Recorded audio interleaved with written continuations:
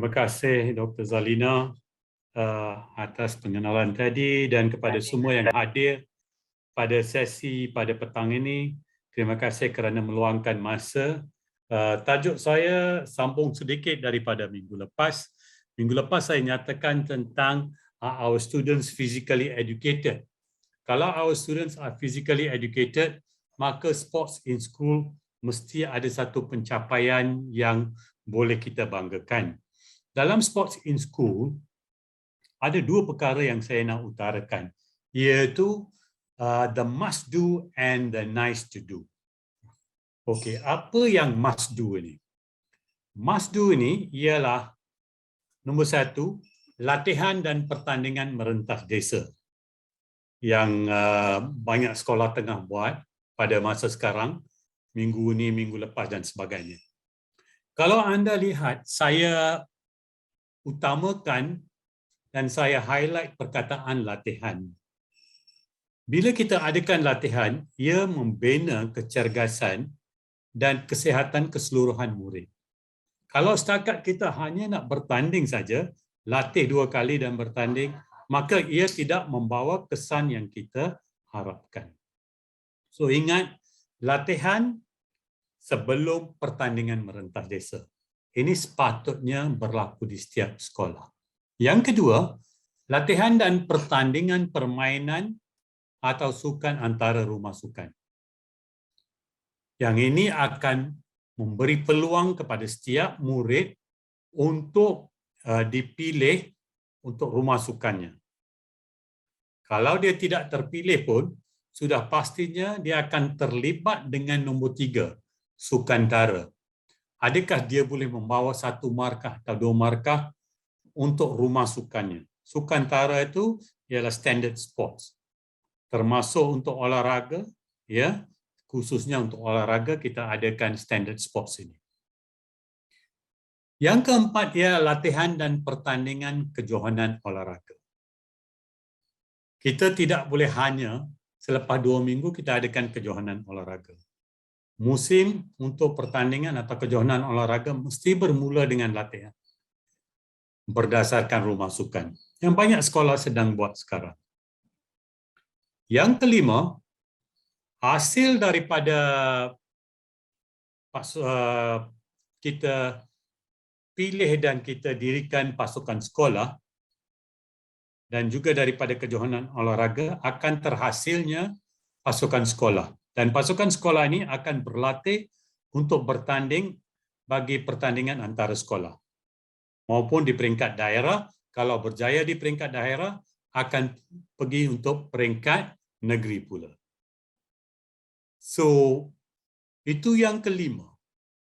Bila musim sukan semuanya dah habis, maka datang pula ke fasa latihan dan persiapan pasukan pelapis sekolah. Minta maaf, perkataan pelapis itu tertinggal. Yang keenam, latihan dan persiapan pasukan pelapis sekolah.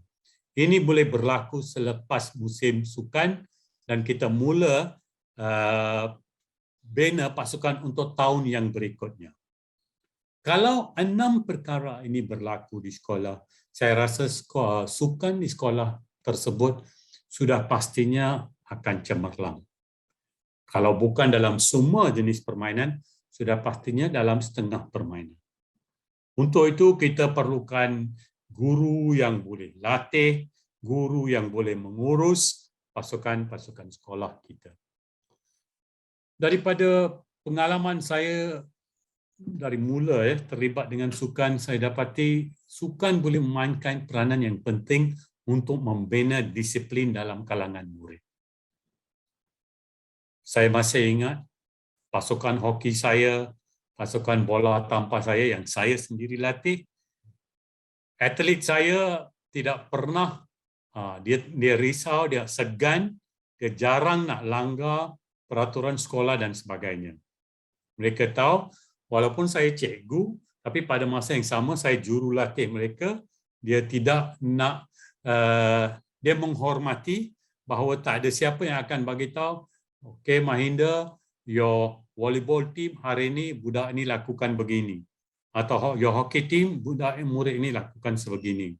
maka mereka sentiasa, itu satu pemahaman yang tacit di antara kami, right? Di antara murid dengan jurulatih.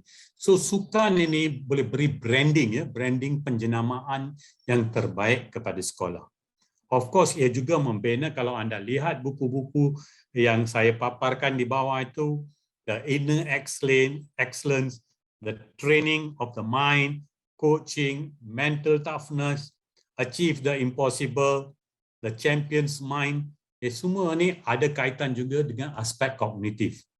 Minggu lepas saya gunakan ungkapan as a sound mind in a sound body. Ya, and sano in corpore sano, yang digunakan oleh ASICS, ASICS, ansano in corpore sano, a sound mind in a sound body. So, sukan mempunyai satu peranan yang memang saya sebut tentang falsafah pendidikan kebangsaan yang merupakan tunjang utama falsafah pendidikan kebangsaan selain daripada aspek sosial, aspek kerohanian, aspek kognitif, ya, aspek mental, sosial, rohani, dan emosi. Tunjangnya, asasnya, kita tidak boleh abaikan aspek fizikal. Dan fizikal itu sudah pastinya datang daripada mata pelajaran pendidikan jasmani dan juga program co-curriculum di sekolah. Next, please. Apa pula nice to do? Maka kita adakan pertandingan permainan antara kelas. Tuan-tuan dan puan-puan, saya masih ingat semasa saya di sekolah, di tingkatan 4 kita dah anjur, pelajar anjur pertandingan antara kelas. Of course, kita dibimbing oleh guru pengawas untuk permainan itu. So, pertandingan permainan antara kelas ni memberi peluang untuk melahirkan lebih ramai bakat. Ya, murid-murid akan mengambil peluang dan peluang untuk mewakili kelas adalah selalunya tinggi. Pada setengah kelas kadang-kala mereka boleh sampai sediakan 2 pasukan untuk pertandingan, umpamanya hoki 6 sebelah dan sebagainya. Dan juga pada masa yang sama, kalau ada pertandingan jemputan, kita hantar pasukan pelapis kita untuk pertandingan jemputan ini. Ini juga merupakan satu persediaan. Dan juga perlawanan persahabatan, dan of course, cikgu-cikgu semua, tuan-tuan dan puan-puan, ada banyak idea yang lain untuk yang nice to do. So, gabungkan must do dengan nice to do, sudah pastinya saya rasa sukan di sebuah sekolah itu akan mencapai satu tahap yang terpuji. Dan yang terselit atau yang tersirat ialah ia melahirkan murid yang cergas dan sihat. Ya. Selain daripada semua nilai-nilai lain yang terbina hasil daripada penglibatan dalam sukan. Banyak nilai yang terbina. Dan kalau kita lihat, saya selalu semasa di bahagian sukan sebagai pengarah, saya kata kalau sekolah tak melahirkan atlet, mungkin susah Malaysia nak dapat atlet juga di peringkat kebangsaan. Kerana di peringkat bawah, kalau ikut sistem piramid kita ada 10,220 buah sekolah, rendah dan menengah. Murid lebih kurang 5 juta. Dan di peringkat daerah, hampir 800,000 murid terlibat. Kalau di peringkat negeri, jadi kecil lagi 100,000. Di peringkat MSSM, anything between 11,000, 12,000 atau lebih. So, 12,000 inilah, antara 12,000 ini mungkin ada yang kemudiannya akan mewakili Malaysia. Saya masih ingat sukan C yang terbaru ini, saya cuba nak dapatkan data dia berapa ramai murid sekolah yang mewakili negara, tapi it's not there.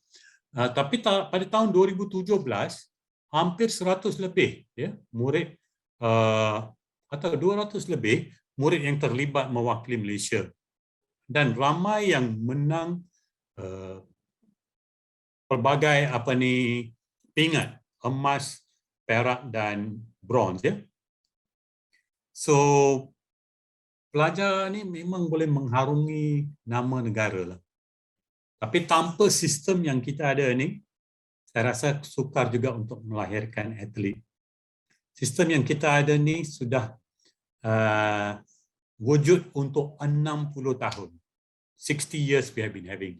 Kita boleh perkembangkan lagi. Ada bajet yang lebih banyak, kita boleh perkembangkan. Sekolah juga boleh perkembangkan.